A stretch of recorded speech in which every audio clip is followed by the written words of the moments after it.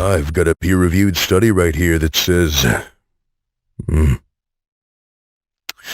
you're a pussy. All right, what's going on there, fellas? Welcome back to the channel. Today, I had somebody I coach over to train in the garage, and we got to talking. He's a younger guy, very into YouTube fitness and YouTube lifting, and that's where he's gotten a lot of the information he has about lifting comes from this space we are here in on YouTube. And so it's very interesting to talk to him because it's like a real insight into what I think most of my viewers are coming to me with in terms of perspective, in terms of other things we can look around the space and see, kind of conceptions people have, maybe where people are going awry based on the information that is popular with the younger lifter nowadays. Because when I was coming up, the big influences were a little bit different than now, the terminology, the mindset. A lot of these things have shifted. So the inefficiencies I used to see back in the day among my peers have changed. And because I don't get out into the real world very much at all, and I'm a bit of a hermit, I'm a bit out of the loop. And I think that sometimes shows in my videos that I don't know what the youth are doing nowadays. I don't think I'm old enough to say that because I am the oldest 25-year-old in the world.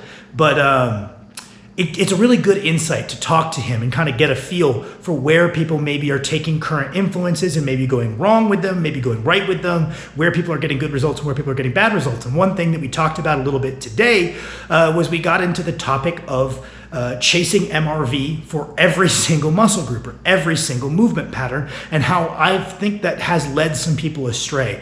I think that this idea of MRV was largely popularized in the powerlifting space by Chad Wesley Smith, and in the bodybuilding space, that specific terminology. Obviously, the idea of doing as much as you can recover from and benefit from has been around forever, but that specific, more scientific terminology of maximum recoverable volume as a point that we track and adjust based on our lifestyle variables, and that thing can move up and down, but we're trying to chase that. Largely popularized by none other than Dr. Mike. Actually, Dr. Mike worked for Chad Wesley Smith at Juggernaut at the time that Chad was putting that information out in terms of the powerlifting world. So a lot of this is Dr. Mike's brainchild in terms of like the specific terminology we're using.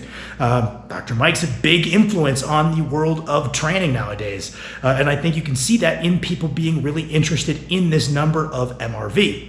So the first thing that I actually talked with Kirsten about a little bit is how I think MRV needs to be extrapolated on a little bit. So we used to talk about MRV being the most we can recover from in a week, and MAV, maximum adaptive volume, being this slightly different hypothetical number where there's a certain number of sets where we're getting benefit, and then maybe we could do a couple more sets and still recover, but they wouldn't actually be beneficial.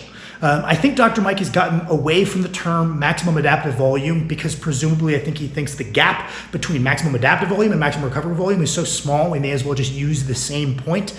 But I think in strength training that's a valuable concept.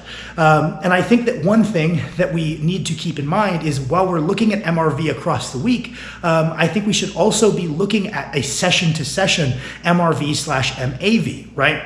A perfect example might be someone might benefit from 20 sets of quads if it's split between 3 sessions. But if we did 20 sets all consecutively, yes, the quality of training would suffer, but I also think we would hit this point where we are doing additional damage without really providing an additional growth stimulus. So presumably there's a maximum adaptive volume and a maximum recoverable volume for the week, but any given session, there's probably a cap to how productive it is.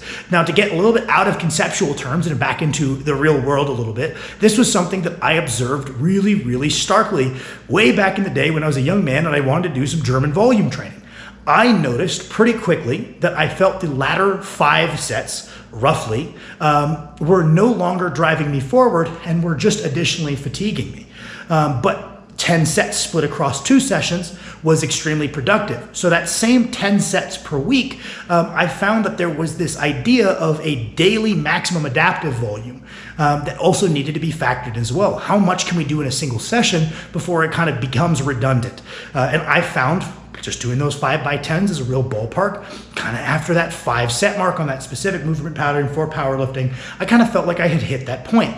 And I started looking at other lifts, and I kind of noticed kind of trends. At what point do we feel like we're kind of needlessly doing more damage without providing a lot more stimulus for the session and for the week, rather than looking at everything from a weekly perspective. But what I really wanted to talk to Lou about, and we got into, and we thought it was pretty interesting, was we were chatting a bit about how, because everybody's chasing maximum recoverable volume, it's not a problem with the theory. It's a problem with the application. The theory, pretty sound, makes sense to me.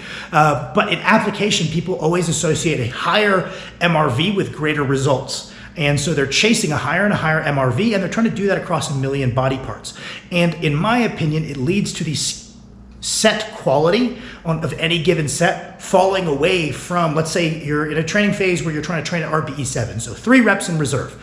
In the name of building more and more sets for all of these different muscle groups to where it becomes this gargantuan task to take on, people gradually start the 7s become 6s, become sub 6s. They've got like 8 reps before they get to RPE 7, to where we aren't getting to the proximity to failure we speculate to be an important part of this. And that's why a lot of people will see their gains are revitalized when they start, like, reading a little bit of like Dorian Yates, Mike Menser type approach. They dial back the number of sets and the set quality comes up, right? I don't think we need to dial back to 1 set per week, but I think sometimes we can look at either them as, purely analytical training concepts, or we can look at them as lenses. On one hand, we have the maximum recoverable volume lens, where I think somebody who's maybe really deep down that 1 set per week per muscle group rabbit hole, they might want to look at things from this maximum recoverable volume lens.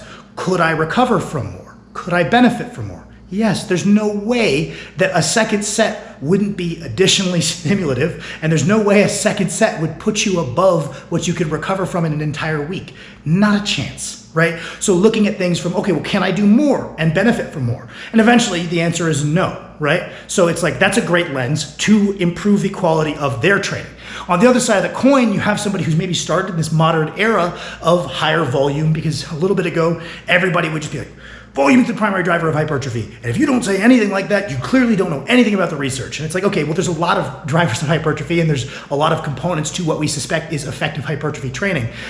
You can do a ton of volume that's relatively ineffective if we are missing certain other components that we suspect are part of this equation, like mechanical tension, range of motion.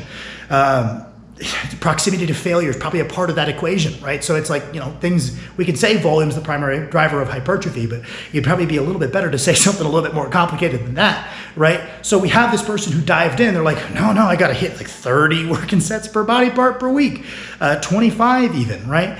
A lot of these people, they really would benefit from taking a minimum effective dose, where it's like, what's the least we can do and make those really high quality to see the goals that we want, right? And what lens we look through might shift with time. We might dial back our number of sets and really lock in that set quality, and then look around and like, I could probably do a little bit more of these too.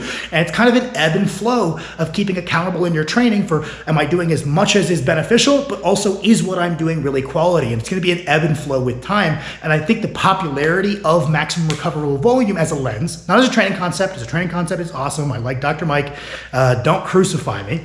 But in terms of being like lenses through which we modify our training to improve our results, I think the popularity of MRV outweighing the popularity of minimum effective dose, because it used to be, I hear a lot of people talk about minimum effective dose as it pertains to strength training, which is to say, it's a little bit complicated, but so can MRV. If we are doing enough, not just to see any progress, but if we're doing enough to see the rate of progress we want, the question is, why would we do more? Right? And someone might say, well, because you could do even better potentially. But if we're achieving what we deem to be a good rate of progression, maybe we leave it where it is. Maybe we don't need to do more. Maybe that's a card we can play down the road. If we're progressing at the rate we are looking for, let's hang out there. And like I said, it's a lens that we need to kind of flip between at different periods in our training based on what we identify to be an issue. Is our individual set execution and intensity locked in? Do we have the drive to push ourselves as hard as we need to push ourselves? Are we really actually hitting our RPE? Because, people will say, oh, I train with 2 reps in reserve. It's not that hard. 2 reps in reserve on some exercises can feel disgustingly hard. Going to a set of 15 with a true 2 RIR, truly You know, if you try to do a third rep, you'd fail with a leg press. Is a disgustingly hard set. So do we have that intensity, not in terms of load on the bar, but intensity in terms of drive to push ourselves? And then do we have the discipline to not let our form waver while we're pushing ourselves? We're not just going crazy and grunting and throwing the weight. We're staying really locked in. So we've got that combo of discipline and intensity. For every set, are we nailing what the prescription is? If it's a 7, am I hitting a 7? If I write a program where my final set I take to failure, am I truly taking it to failure? Is my form good? Am I doing everything I can to warm up and execute these sets? So we nail our quality. That's just as valuable as a lens as, hey, can I do more? Hey, can I benefit from more? Because more can be quality and more can be quantity. So that's kind of what we talked about, and I thought I wanted to share that with you fellas. Just a little addendum. I don't know, I don't remember if I was super clear in breaking it down, but I think that chasing a high MRV, my thesis is that chasing of a high MRV subconsciously leads people into sandbagging their sets more and more so they can brag about this huge weekly set count, and they are not kind of accounting for their set quality. That's the thesis. I don't know how well I drove that home at the end, whether I rambled a little bit, so figured I'd throw a little addendum here at the end. Also, Editor Sam here. Been meaning to mention at the end of videos and have failed to every single time I told myself I would. I do have a Patreon down in the description. I've decided what I'd like to do with the Patreon is if you have specific questions about your quest to get bigger and stronger, you're welcome to shoot me them on there. I try to get back to people within 48 hours. Anything, I'll give it my best shot. Obviously, if you're messaging me 50 times a day, I might struggle to keep up with you, but I try to help everybody out on there. It's $5 if that's something you're interested in.